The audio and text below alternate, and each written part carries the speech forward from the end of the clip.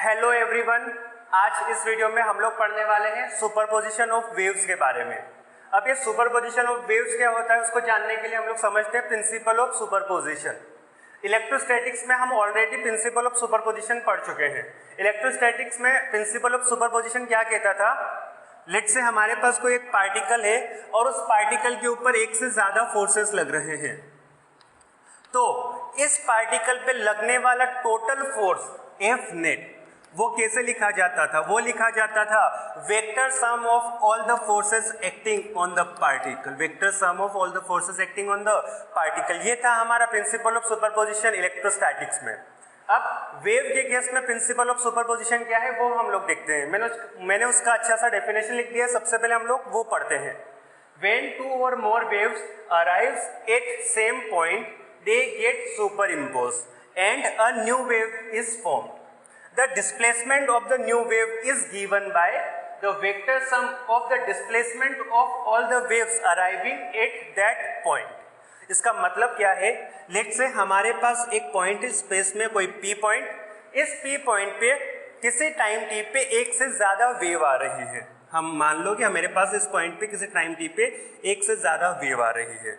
Okay, तो जब दोनों वेव्स इस पी पॉइंट पे रीच करेगी तो वो सुपर इम्पोज होगी और एक नई वेव प्रोड्यूस होगी। तो जो नई वेव होगी उसका डिस्प्लेसमेंट इन दोनों वेव्स के डिस्प्लेसमेंट के वेक्टर सम के इक्वल होगा। लेट्स से फर्स्ट वेव का डिस्प्लेसमेंट y1 है, दूसरे वाले वेव का डिस्प्लेसमेंट अगर y2 है, तो y net will be equal to y1 plus y2. So it will be y1 plus y2. अच्छा, इसको एक और तरीके से देखते हैं। व्हाट इज सुपर इम्पोज का मतलब क्या है? लेट से मेरे पास कोई एक वेव है कुछ इस तरीके की और दूसरी वाली वेव है कुछ इस तरीके की। दोनों वेव ऑलमोस्ट सेम है, मतलब सेम वेव है। जब ये दोनों एक दूसरे के साथ सुपर इम्पोज करती है तो मेरे को एक वेव मिलती है जिसका एम्पलीट्यूड, मैक्सिमम एम्पलीट्यूड कुछ इन दोनों वेव के एम्पलीट्यूड से ज्यादा हो जाता है। ओके, तो ऐसे फिनोमिना को जब भी एक से ज्यादा वेव एक दूसरे के साथ कोलाइड करती है तो एक नई वेव प्रोड्यूस होती है। बस उस कोलिजन को हम लोग सुपर इम्पोज कहते हैं या उसको सुपरपोजिशन कहते हैं। ओके, चलो जल्दी से सुपरपोजिशन प्रिंसिपल का डेफिनेशन उतार लो। चलो, तो अब हम लोग बात करते हैं इंटरफेरेंस के बारे में कि ये इंटरफेरेंस क्या है। Clearly interference is a special case of superposition of waves. अब ये कौन सा स्पेशल केस है हम लोग थोड़ा उसके बारे में जानते हैं। मान ले मेरे पास दो सोर्सेस है S1 और दूसरा सोर्स है S2। तो जब भी ये दोनों सोर्सेस, जब भी दो डिफरेंट सोर्सेस होते हैं, अगर मैं उनसे जो वेव निकल रही है उसको देखूं तो जो सोर्स S1 है इससे जो वेव निकल रही है, यहाँ पे हमारी जो लाइट की बात होती है तो लाइट हमारे लिए एक इलेक्ट्रोमैग्नेटिक वेव होती है। तो यहाँ पे हम जो डिस्प्लेसमेंट है उसको हम लोग इलेक्ट्रिक फील्ड के टर्म में रिप्रेजेंट करते हैं। तो जो पहला जो सोर्स है जिसकी वजह से जो इलेक्ट्रिक फील्ड निकल रही है, तो E1 vector is given by E01 sine K1x minus का ω1t प्लस का φ1 होगी, और S2 से जो निकल रही है उसको हम लोगों ने लिखा E2 which is given by E02 sine K2x minus का ω2t प्लस का φ2। अब ये दोनों जो वेव्स हैं, पहली वेव हमारी सोर्स 1 से निकली, दूसरी वाली वेव सोर्स 2 से निकली। अब इंटरफेरेंस क्या है? जब हमारी दो वेव्स जिनकी ओमेगा और एंगुलर फ्रीक्वेंसी सेम हो जाए। अभी हमारी अगर फ्रीक्वेंसी अलग अलग है तो उसको हम लोग बोलते हैं सुपरपोजिशन। ओके, इंटरफेरेंस सुपरपोजिशन का एक स्पेशल केस है। कौन सा स्पेशल केस है? जब दो वेव्स उन दोनों का एंगुलर फ्रीक्वेंसी सेम हो जाए, तो वैसे सुपरपोजिशन को हम लोग बोलते हैं इंटरफेरेंस। वैसे सुपरपोजिशन को हम लोग क्या बोलते हैं? Interference. When two waves of same frequency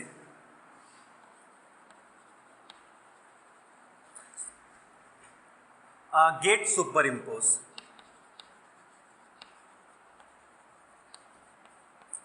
This phenomena is called interference. This phenomena is called interference. चलो, तो अपने को बात पता चली कि इंटरफेरेंस क्या है। Interference is the superposition of two waves of same frequency. Okay, अच्छा, इंटरफेरेंस का बहुत बार एक और डेफिनेशन अपने को सीखने को लिए मिलता है, वो है it is redistribution of energy. It is redistribution of energy when two और more wave superimpose with each other. It is, इसका सेकेंड डेफिनेशन है, इट इज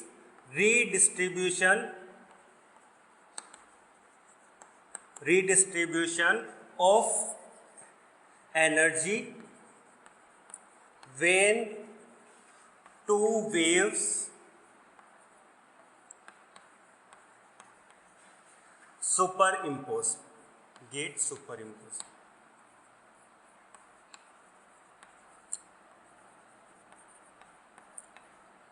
ओके, तो ये हमारा है इंटरफेरेंस। जल्दी से इसकी डेफिनेशन को नोट कर लो।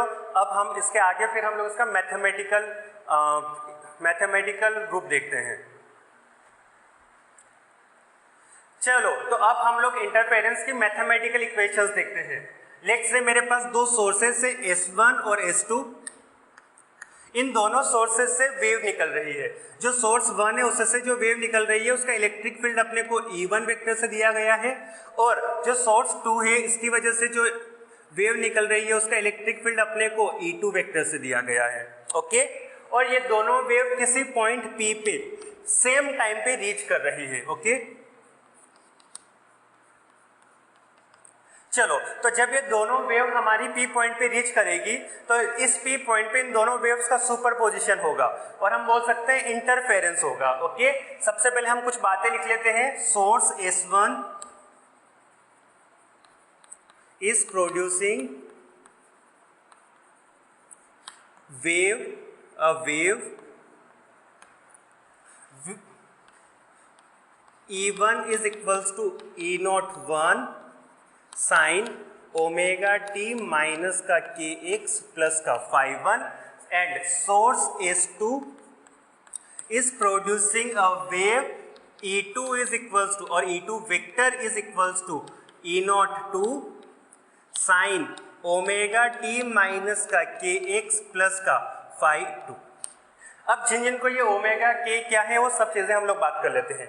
ओमेगा है हमारे लिए एंगुलर फ्रीक्वेंसी, टी टाइम, के propagation constant, x direction of propagation, और phi1 जो कि यहाँ पे लिखा गया है phi1 इज हमारा इनिशियल फेज। ओके, जिनको इसके बारे में नहीं पता है मैंने सारा एक प्रीवियस वीडियो में एक्सप्लेन किया हुआ है, वो जाके जरूर देखिए।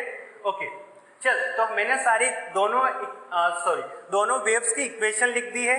अब इसकी कुछ बातें लिख लेते हैं। Both waves arrives at point P at same time. दोनों पॉइंट P पे कब रीच कर रही है? सेम टाइम पे रीच कर रही है। एक और बात अपने को दिया गया है, S1 से P पॉइंट का जो डिस्टेंस है वो अपने को x1 दिया गया है, और इससे इस P पॉइंट का जो डिस्टेंस है वो भी अपने को x1 दिया गया है। मतलब दोनों सोर्स इस P पॉइंट से सेम डिस्टेंस पे है। ओके, चल, तो अब हम यहाँ पे P पॉइंट पे हम लोग सुपरपोजिशन प्रिंसिपल लिखते हैं। सो 8 पॉइंट P, तो जो सुपरपोजिशन वाली जो वेव होगी उसके इलेक्ट्रिक फील्ड को हम कैसे लिख सकते हैं? कोई बताएगा? E net will be equal to vector sum of electric field of wave 1 plus electric field of wave 2। तो हम अब अपने को क्या करना है? इसको सॉल्व करना है मैथमेटिकली। चलो चीजें लिख देते हैं। सबसे पहले E01 sine omega t minus का kx प्लस का phi1 plus E02 sign omega t minus का kx प्लस का phi2। अब जब हम इन दोनों को ऐड करते हैं, हम लोग ट्रिग्नोमेट्रिक से इन दोनों को सॉल्व करेंगे। ये थोड़ा काफी लेंथी सा यहाँ पे प्रोसेस है, तो मैं उन सबको स्किप कर रहा हूँ। और हम इस E नेट को हम लोग कुछ ऐसे लिख सकते हैं। E net is given bye E0 R maximum amplitude of resultant wave sign omega t minus का के एक्स प्लस का फाई। कैसे लिख सकते हैं? जब हम इन दोनों को सॉल्व करते हैं तो हमारा जो इलेक्ट्रिक फील्ड आता है कि उस पी पॉइंट पे वो आता है e naught r sine omega t minus का के एक्स प्लस फाइव। अब ये ई नोट आर जो है ये हमारे लिए हो गया maximum amplitude of resultant wave, max amplitude of resultant wave.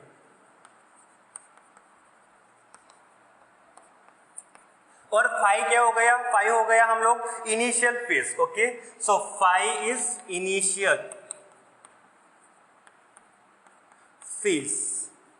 चलो, तो हम अब सबसे पहले बाकी चीजें अपने को नोन है कि ओमेगा पता है, के पता है, ये सारी चीजें पता है। तो सबसे पहले हम लोग फाइंड करते हैं ई नोट आर।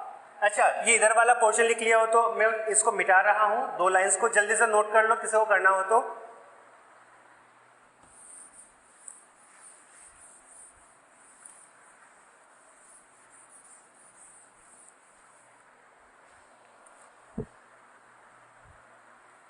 तो इस पॉइंट P पे, जो हमारा पॉइंट P है, इस पॉइंट P पे जो ई नोट आर जो होता है वो कुछ इस तरीके से लिखा जाता है। E naught r is equals to under root of E naught 1 का स्क्वायर प्लस ई नोट 2 का square plus twice of E naught 1 E naught 2 cos of delta phi.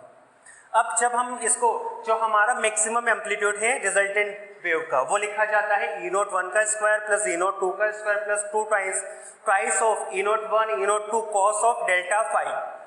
अब ये डेल्टा फाई क्या है? डेल्टा फाई है यहाँ पे phase difference. What is delta phi? It is phase difference between two waves. तो जो हमारी इनिशियली दोनों वेव्स थी, ये उन दोनों के बीच का फेज डिफरेंस है। फेज डिफरेंस क्या होगा? जो अंदर वाला जो क्वांटिटी है इसको हम लोग फेज बोलते हैं, साइन के अंदर का जो पूरा क्वांटिटी होता है उसको हम लोग फेज बोलते हैं। तो इसका और इसका डिफरेंस, उसको हम लोग बोलते हैं फेज डिफरेंस डेल्टा फाई। चल जल्दी से डेल्टा फाई निकालते हैं। तो अभी जब हम लोग डेल्टा फाई निकालते हैं तो मेरी जो पहली जो वेव इक्वेशन थी वो क्या थी? E naught 1 sine omega t minus का के एक्स प्लस का फाई 1। हमने एक बात बोली थी कि दोनों सेम टाइम पे पी पॉइंट पे रीच हो रही थी, ठीक है? तो पहला जो है इसका फेज कितना हो जाएगा? हम बोल सकते हैं ओमेगा टी माइनस का के इंटू x1। जब ये पी पॉइंट पे रीच करेगी कितना डिस्टेंस ट्रेवल कर लेगी? x1 प्लस का फाई 1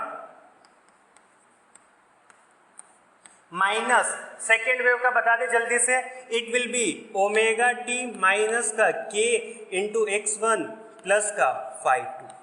जल्दी से इसको सॉल्व कर दो। देख, जब हम इसको सॉल्व करेंगे तो बचेगा मेरे पास फाई 1 माइनस फाई 2।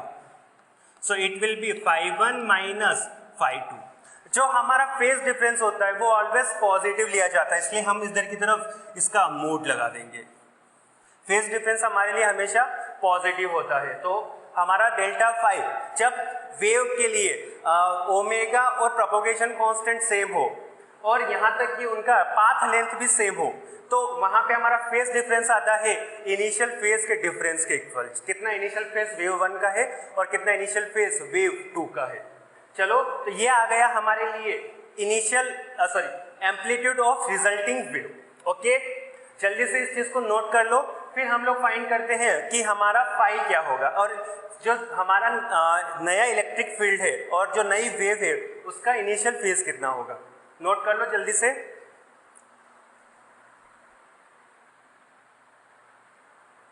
चल, मैं इसी पोर्शन को वापस से मिटा रहा हूं।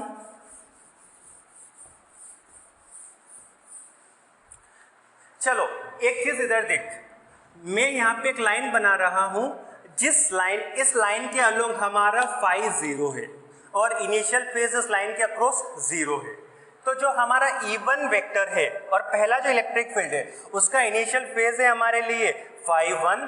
तो हम बना सकते हैं कि हमारा इनिशियली हमारा E1 वेक्टर कुछ यहाँ पे होगा, इस वाली एक्सिस से फाई 1 एंगल बनाते हुए।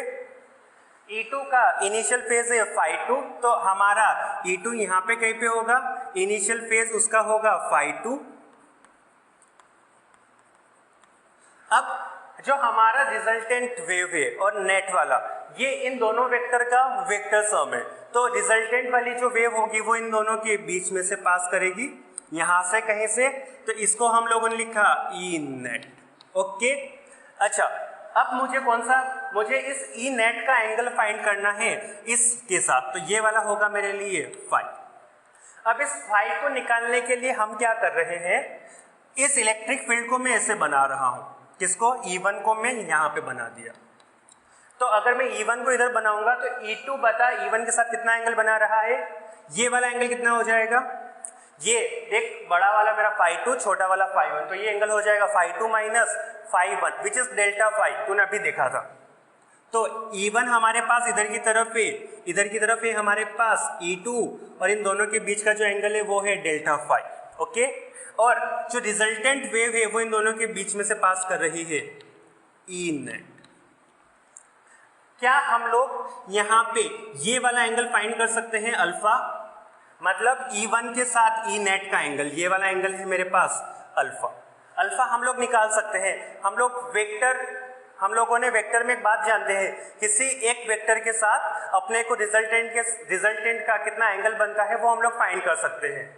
जैसे कि मेरे पास दो वेक्टर्स हैं, वेक्टर ए, वेक्टर बी, और इन दोनों का रिजल्टेंट इनके बीच में से पास कर रहा है आर, और ये वाला एंगल अगर थीटा है, ये वाला एंगल, इन दोनों के बीच का एंगल थीटा है, और ये वाला एंगल अगर अल्फा है, तो हम यहाँ पे लिखते थे tan alpha is equals to B sine theta upon A plus B cos theta. कितने लोगों को पता है ये बात? जिनको नहीं पता है प्लीज इसको देखिए, उसके बाद यहाँ पे आए। ओके, चल, तो यहाँ पे मेरा जो tan अल्फा हो जाएगा वो कितना हो जाएगा बता दे। tan alpha will be E2 sine delta phi upon E1 plus E2 cos delta phi. अपने को यहां से एंगल अल्फा मिलेगा। अगर मुझे टोटल फाई फाइंड करना है तो phi will be equal to phi1 plus alpha. यहां से यहां तक का एंगल अपने को phi1 गिवन है और ये वाला एंगल अल्फा गिवन है। So phi will be equal to phi1 plus alpha. phi1 हमारे लिए वेव 1 का इनिशियल फेज है। ओके, तो इस तरीके से हम अपनी फाइनल वेव इक्वेशन को कंप्लीट करते हैं। किसी पॉइंट P पे जो हमारी फाइनल वेव इक्वेशन होगी वो कैसे लिखी जाएगी, E नोट R हमने अभी फाइंड किया, tan उसके साथ फाई कुछ हम इस तरीके से लिखते हैं। जल्दी से इस चीज को उतार लो।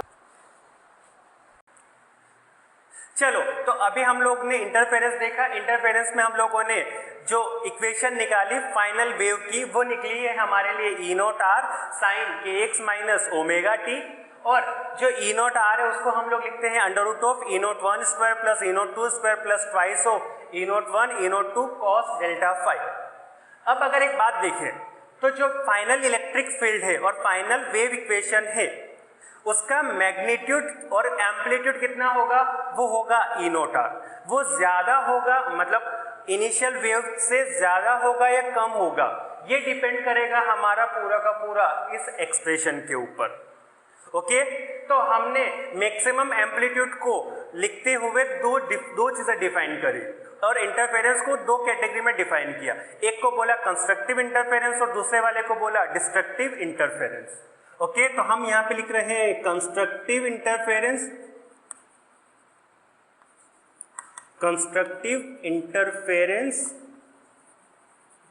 और दूसरा इंटरफेरेंस है हमारे लिए destructive interference.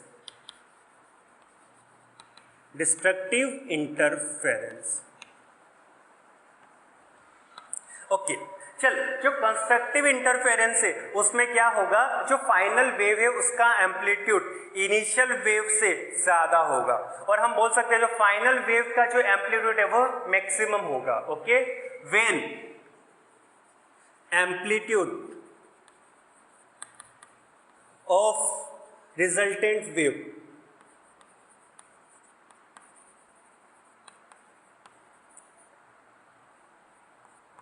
Is maximum, then the interference is called constructive interference. Destructive interference कब होगा? When the amplitude of resultant wave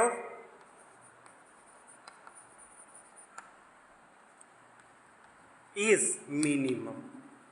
okay, जब मैक्सिमम, कंस्ट्रक्टिव, मिनिमम, डिस्ट्रक्टिव। अब एक बात देख, इस इक्वेशन से तू देख कि हमारा इसका एम्पलीट्यूड मैक्सिमम कब होगा। अगर मैं देखूं जब मेरा कॉस डेल्टा फाई का वैल्यू 1 हो जाए, तो कॉस डेल्टा फाई का वैल्यू जब 1 हो जाए तो हमारा ई नॉट आर मैक्सिमम होगा। कॉस थीटा का maximum value 1, minimum value -1। Okay, तो जब 1 होगा इसका वैल्यू तो हमारा ई नॉट आर मैक्सिमम होगा। व्हेन, सो हम बोल सकते हैं इसके कंस्ट्रक्टिव इंटरफेरेंस के केस में cos of delta phi should be equal to 1। अगर कॉस ऑफ डेल्टा फाई 1 के इक्वल है तो बता डेल्टा फाई किसके इक्वल होना चाहिए? फेज डिफरेंस किस के इक्वल होना चाहिए? कॉस थीटा 1 के इक्वल कब होता है? अच्छा, 0 डिग्री पे होता है। उसके आगे पाई पे कितना होता है? -1। 2 पाई पे वापस से 2 पाई पे मेरे लिए 0 होता है। तो हम बोल सकते हैं 0 पे हमारा कॉस थीटा 1 होता है, 2 पाई पे 1 होता है, 4 पाई पे 1 होता है। तो डेल्टा फाई का वैल्यू हो सकता है 0, 2 पाई, 4 पाई। और एक बात बोल सकते हैं even integral multiple of pi. तो delta phi should be equal to 2n pi. Destructive interference के केस में बता कॉस डेल्टा फाई कितना होना चाहिए हमारे लिए? मिनिमम कब होगा? जब डेल्टा फाई का वैल्यू मिनिमम हो जाए। कॉस डेल्टा फाई का मिनिमम वैल्यू -1। ओके, अच्छा अब बता यहाँ पे डेल्टा फाई क्या क्या होना चाहिए, क्या क्या वैल्यूज होगी इसकी? कॉस थीटा -1 के इक्वल पाई पे, 3 पाई पे, 5 पाई पे, तो पाई पे, 3 पाई पे, 5 पाई, मतलब even integral multiple of pi. तो delta phi should be equal to 2n + 1 into pi. n का वैल्यू क्या क्या हो सकता है दोनों जगह? 0, 1, 2, 3। So n can be equal to 0, 1, 2, 3 up to infinity. यहाँ पर भी हमारे लिए n हो सकता है 0, 1, 2, 3। ओके, अच्छा अब एक चीज देख, जब मेरा मैक्सिमम कंस्ट्रक्टिव इंटरफेरेंस हो रहा है, मैक्सिमम एम्पलीट्यूड कितना हो रहा है? यहाँ पे cos थीटा का वैल्यू हमको क्या पुट करना पड़ेगा? 1। cos डेल्टा फाई का वैल्यू 1 पुट कर। देख तुझे यहाँ पे ये दिखा है a² b² प्लस का 2ab दिखा। तो ये मेरा किसका फॉर्मूला होगा कंस्ट्रक्टिव इंटरफेरेंस के केस में? a² + b² + 2ab is equals to a + b का whole square, which is e01 का स्क्वायर, सॉरी e01 + e02 का होल स्क्वायर। तो स्क्वायर से अंडर रूट कैंसिल होगा, तो मेरा e0r कितना आएगा? e0r will be equal to e01 + e02। So constructive interference के केस में एम्पलीट्यूड मैक्सिमम वो होता है हमारे लिए e01 + e02। डिस्ट्रक्टिव इंटरफेरेंस के केस में बता e0r कितना होगा? e0r will be equal to, destructive interference में इसकी जगह -1 cos डेल्टा फाई, यहाँ पे आएगा मेरा minus sign, a² + b² minus का 2ab, a - b का होल स्क्वायर, स्क्वायर से अंडर रूट कैंसिल। इधर देख क्या आएगा मेरे पास? e01 - e02। यहाँ पर एम्पलीट्यूड सेपरेट होता है दोनों वेव का और कंस्ट्रक्टिव इंटरफेरेंस में एड अप होता है। अब हम यहाँ पे एक स्पेशल केस करते हैं, जब हमारा e01 और e02 दोनों इक्वल हो जाए और जो हमारी जो दो वेव्स थी उनका मैक्सिमम एम्पलीट्यूड भी इक्वल हो जाए। When e01 is equals to e02 is equals to e0, बता मेरा e0r कितना हो जाएगा? Price of e0। तो जब दोनों वेव्स का इनिशियल एम्पलीट्यूड सेम हो जाता है तो रिजल्टेंट वेव का एम्पलीट्यूड 2 गुना हो जाता है कंस्ट्रक्टिव इंटरफेरेंस के केस में। डिस्ट्रक्टिव इंटरफेरेंस के केस में बता दे। सो e01 is equals to e02 is equals to e0, बता यहाँ पे कितना हो जाएगा? सो e0r will be equal to 0। e0r will be 0। 0 का मतलब यहाँ पर दो वेव जब अपोजिट फेज में हो, या हम बोल सकते हैं हाँ ऑपोजिट फेज में हो, या उन दोनों के बीच का जो फेज है वो पाई हो, फेज डिफरेंस पाई हो, तो उनका एम्पलीट्यूड, रिजल्टेंट वेव का जो एम्पलीट्यूड आता है वो आता है हमारे लिए 0। अब इसको हम लोग थोड़ा ज्योमेट्रिकल रिप्रेजेंटेशन कैसा है वो देखते हैं। दो वेव जब सेम फेज में है, उन दोनों के बीच का फेज डिफरेंस 0 पाई 2 पाई, तो एक वेव हमारी कुछ इस तरीके की है और दूसरी वाली वेव भी हमारी कुछ इस तरीके की है। अब दोनों वेव हमारी सेम फेज में है, ओके। तो जब ये दोनों इंटरफेयर करती है, कंस्ट्रक्टिव इंटरफेरेंस होता है और हमारा जो फाइनल जो वेव होता है उसका एम्पलीट्यूड इंक्रीज हो जाता है, ओके। डिस्ट्रक्टिव इंटरफेरेंस के केस में क्या होता है, एक वेव हमारी कुछ इस तरीके की, इन इसके और दूसरी वाली वेव के बीच में फेज डिफरेंस पाई का होना चाहिए, तो दूसरी वाली वेव होगी हमारे लिए कुछ इस तरीके की। जब ये दोनों वेव दूसरे के साथ इंटरफेयर करेगी तो इनका रिजल्टेंट कुछ इस तरीके से दिखाई देगा। और अगर दोनों का एम्पलीट्यूड इक्वल है तो ये वेव पूरी की पूरी फिनिश हो जाएगी और अब मुझे सिर्फ और सिर्फ यहाँ पे जो नेट इलेक्ट्रिक फील्ड है वो 0 दिखाई देगा, ओके। इधर की तरफ है हमारे पास E0R, ओके, E0R। चलो, तो अब हमको पता चला कंस्ट्रक्टिव इंटरफेरेंस क्या होता है, डिस्ट्रक्टिव इंटरफेरेंस क्या होता है, उसकी कंडीशन क्या होती है। कंस्ट्रक्टिव इंटरफेरेंस के लिए delta phi should be equal to 2n pi, बहुत इंपॉर्टेंट कंडीशन है, याद रखना। डिस्ट्रक्टिव इंटरफेरेंस के लिए delta phi should be equal to 2n plus 1 pi, okay. जल्दी से सारी चीजों को नोट कर लो। चलो, तो अब हम बात करते हैं कि जो रिजल्टेंट वेव है उसकी इंटेंसिटी कितनी होगी, इंटेंसिटी ऑफ रिजल्टेंट वेव। अच्छा, एक बात सबसे पहले लिखता हूं, जो इंटेंसिटी होता है किसी भी वेव का वो डायरेक्टली प्रोपोर्शनल होता है उसके एम्पलीट्यूड के स्क्वायर के। किसके प्रोपोर्शनल होता है इंटेंसिटी, उसके एम्पलीट्यूड के स्क्वायर के प्रोपोर्शनल होता है, ओके। तो बता, intensity of resultant wave I0R will be proportional to E0R का स्क्वायर।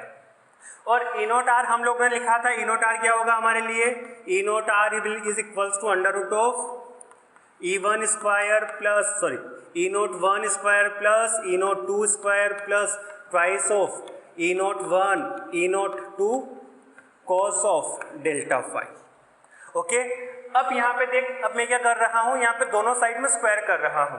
इधर की तरफ क्या आएगा मेरे लिए, E0R का square is equals to E01 का स्क्वायर प्लस E02 का square plus twice of E01 E02 cos delta phi. अब E0R की जगह हम लोग पुट कर सकते हैं I0R, सब्स्टिट्यूट कर देते हैं, यहाँ पे आएगा मेरे लिए I0R is square equal to I0R, okay. Proportionality का कांस्टेंट है उसको 1 ले लेते हैं अभी के लिए। E0R will be equal to, okay, I0R is equals to E0R का स्क्वायर, ओके। यहाँ पे मैंने वो चीज पुट कर दी, इट इज इक्वल्स टू, अब देख E01 square which is I01 plus ये हो गया मेरे लिए I02, इधर देख प्लस का ट्वाइस ऑफ, यहाँ पे E01 तो मुझे अंडर रूट लेना पड़ेगा, so it will be under root of I01 under root of I02 cos of delta phi.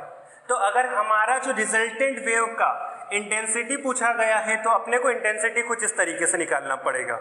अब यहाँ पर भी हमारे पास एक स्पेशल केस हो सकता है, when I01 is equals to I02, जैसा कि E01 is equals to E02। जल्दी से ये हम यहाँ पे सब्स्टिट्यूट करते हैं, तो I0R will be equal to, यहाँ पे देख क्या हो जाएगा, I01 it is equals to, मैं I0 लिख देता हूँ, okay. So I0 twice of I0, तो it will B 2I0 plus 2 of, देख रूट ऑफ I0, तो अंडर रूट 2 बार मल्टीप्लाई हो रहा है रूट, तो it will be 1, so I0 cos delta phi.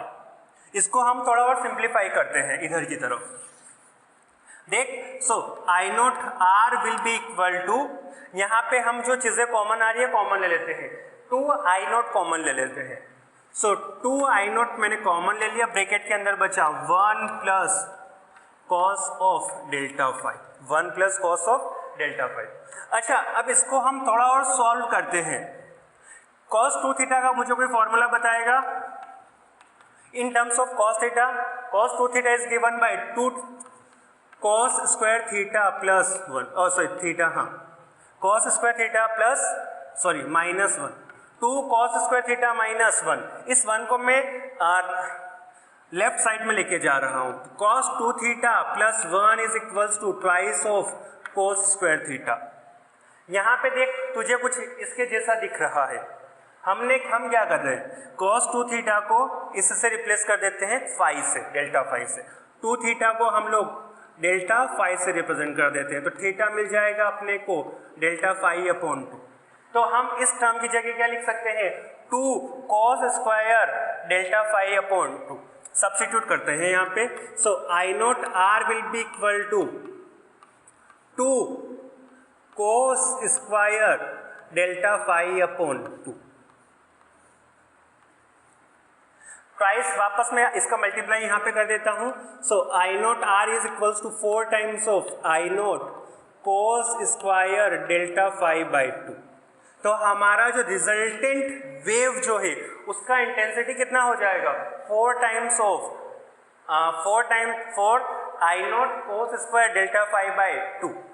अब यहाँ पे कंस्ट्रक्टिव और डिस्ट्रक्टिव इंटरफेरेंस के लिए हम लोग इंटेंसिटी की बात करते हैं। For constructive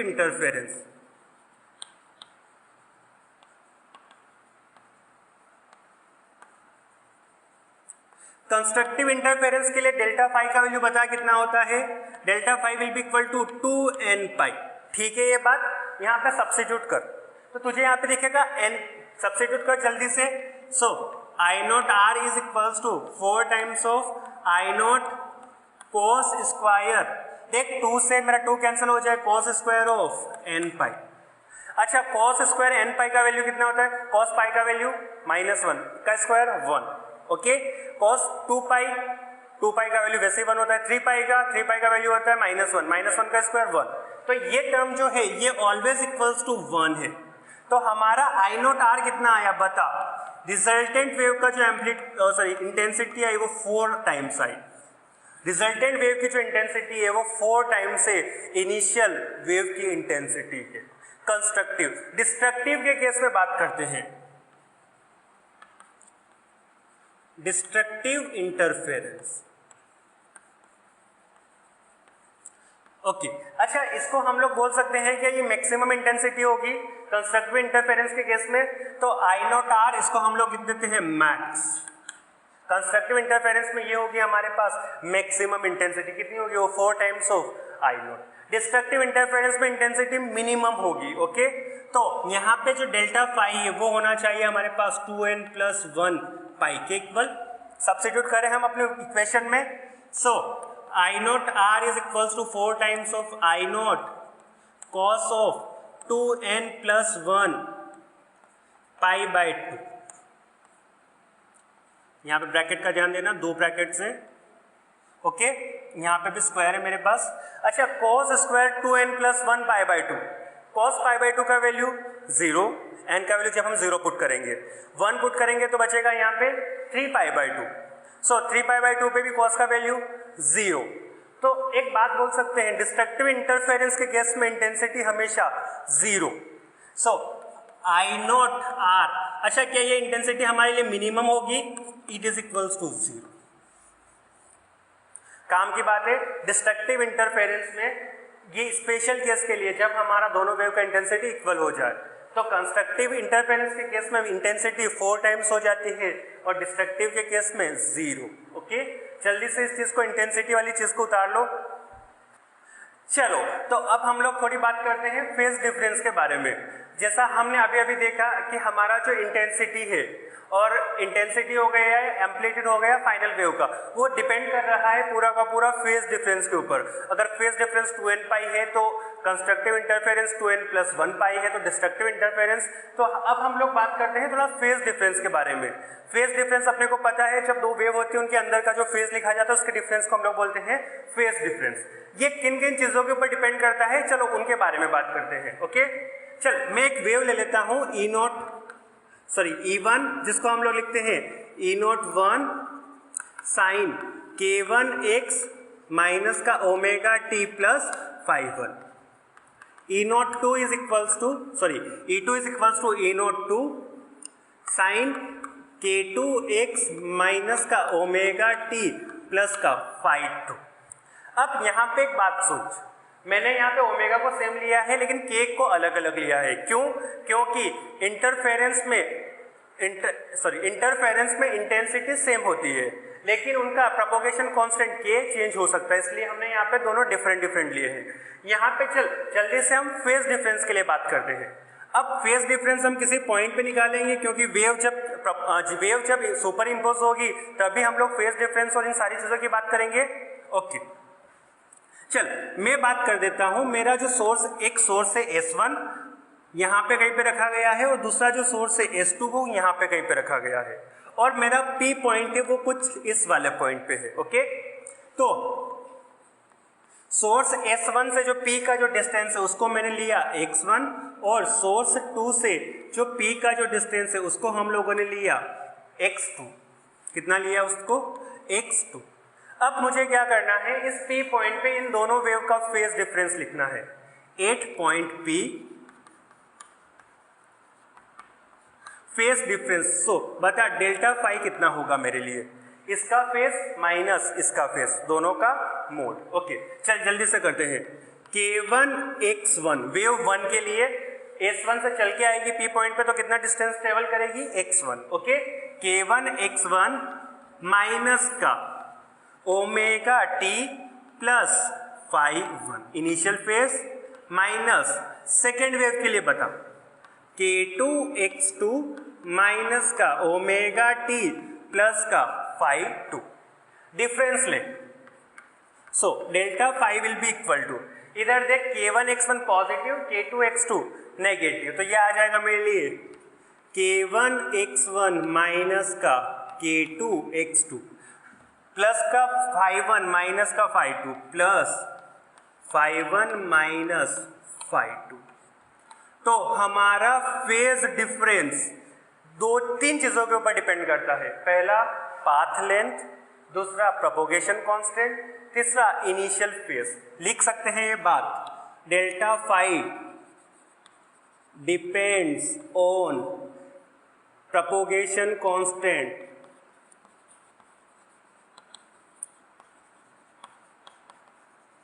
second path length,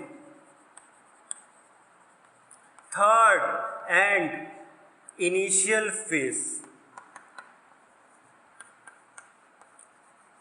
याद रखने वाली बात है, ठीक है।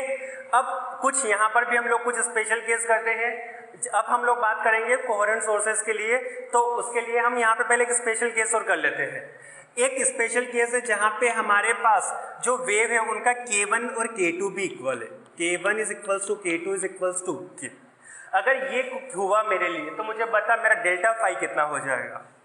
सो delta phi will be equal to K common ले लूंगा मैं यहाँ से, तो K कॉमन आ गया मेरे पास। इधर की ओर बचेगा x1 minus x2 plus phi 1 minus phi 2। तो जब भी इसको पाथ लेंथ के डिफरेंस को हम लोग बोलते हैं पाथ डिफरेंस, पाथ लेंथ के डिफरेंस को हम लोग क्या बोलते हैं? Path difference. इसको हम लोग क्या बोलते हैं? फेज डिफरेंस और इनिशियल फेज का डिफरेंस। ओके, चल तो अच्छा एक और भी काम करते हैं, इनिशियल फेज को भी जीरो ले लेते हैं। इन दोनों के बीच में जो इनिशियल फेज डिफरेंस है वो भी हमारे लिए जीरो है। So phi 1 is equals to phi 2। इस केस में हमारे लिए डेल्टा फाई क्या हो जाएगा? K times of x1 minus का x2। So delta phi will be equal to K into delta x, K into delta x। बहुत काम का रिजल्ट है हमारे लिए। डेल्टा x से हमारे लिए पाथ डिफरेंस।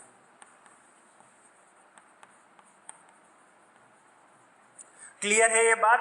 सबसे बड़ी बात, पाथ डिफरेंस फेज डिफरेंस हमारे लिए प्रोपोगेशन कांस्टेंट के ऊपर डिपेंड करता है, पाथ लेंथ के ऊपर डिपेंड करता है और इनिशियल फेज के ऊपर डिपेंड करता है। पर एक और स्पेशल केस हो गया हमारे लिए, जब उनका प्रोपोगेशन कांस्टेंट सेम हो जाए तो हम डेल्टा फाई को क्या लिख सकते हैं? K times of delta x, K times of delta x। बहुत काम की बात है। अच्छा, एक प्रोपोगेशन कांस्टेंट का फॉर्मूला कितने लोगों को पता है? K is equals to 2 pi upon lambda होता है। K का वैल्यू क्या होता है? 2 पाई बाय लैम्डा। सब्स्टिट्यूट कर दे यहाँ पे, तो मेरा डेल्टा फाई कितना आ जाएगा? सो इस केस में delta phi will be equal to 2 pi by lambda into delta x।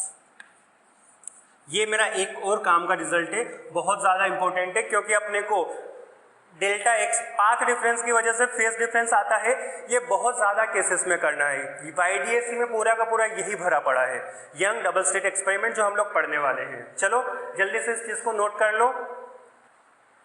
चल, जो हमारा जो फेज डिफरेंस आया था पाथ डिफरेंस की वजह से डेल्टा फाई, वो आया था मेरे लिए 2 pi by lambda into delta x के इक्वल। कितना आया था? 2 pi by lambda into delta x. अच्छा, अब इसके लिए हम लोग कंस्ट्रक्टिव और डिस्ट्रक्टिव इंटरफेरेंस के लिए डेल्टा एक्स का वैल्यू फाइंड करते हैं। फॉर कंस्ट्रक्टिव इंटरफेरेंस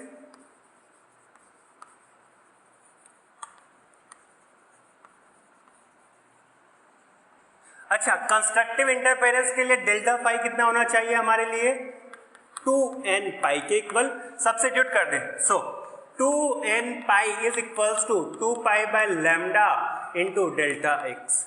देख 2 पाई से 2 पाई कैंसिल हुआ, so delta x should be equal to n lambda. अगर मेरा path difference integral multiple of wavelength आ रहा है तो हमारा वैसा इंटरफेरेंस कंस्ट्रक्टिव इंटरफेरेंस होता है। डिस्ट्रक्टिव इंटरफेरेंस क्या होगा? डिस्ट्रक्टिव इंटरफेरेंस में delta phi will be equal to 2n plus 1 into pi. Substitute कर। So 2n plus 1 pi is equals to 2 pi by lambda into delta x. Pi से pi cancel हुआ। देख delta x कितना आ रहा है मेरे पास? Delta x is equals to 2n plus 1 into lambda by 2। यहाँ पर n का वैल्यू होगा हमारे लिए n is equals to 0, 1, 2 up to infinity. यहाँ पर n का वैल्यू जैसा हम लोगों ने पहले देखा था, n इज इक्वल्स टू 0, 1, 2 कुछ भी हो सकता है। यहाँ पर देख, जब भी पाथ डिफरेंस हमारा इंटीग्रल मल्टीपल ऑफ लैम्डा हो, मतलब डेल्टा एक्स क्या क्या हो सकता है? लैम्डा के इक्वल हो सकता है, 2 लैम्डा के इक्वल हो सकता है, 3 लैम्डा के इक्वल हो सकता है। तो इन सब केसेस में कंस्ट्रक्टिव इंटरफेरेंस। अगर डेल्टा एक्स हमारे लिए लैम्डा बाई 2 के इक्वल हो, 3 लैम्डा बाई 2 के इक्वल हो, 5 लैम्डा बाई 2 के इक्वल हो या अप टू 100, ऐसे केसेस में हमारा इंटरफेरेंस डिस्ट्रक्टिव होगा। कंस्ट्रक्टिव इंटरफेरेंस की प्रॉपर पूरी सारी कंडीशंस यहाँ पे आ चुकी है, सारी कंडीशन डिस्ट्रक्टिव इंटरफेरेंस की यहाँ पे आ चुकी है। जल्दी से इस चीज़ को नोट कर लो।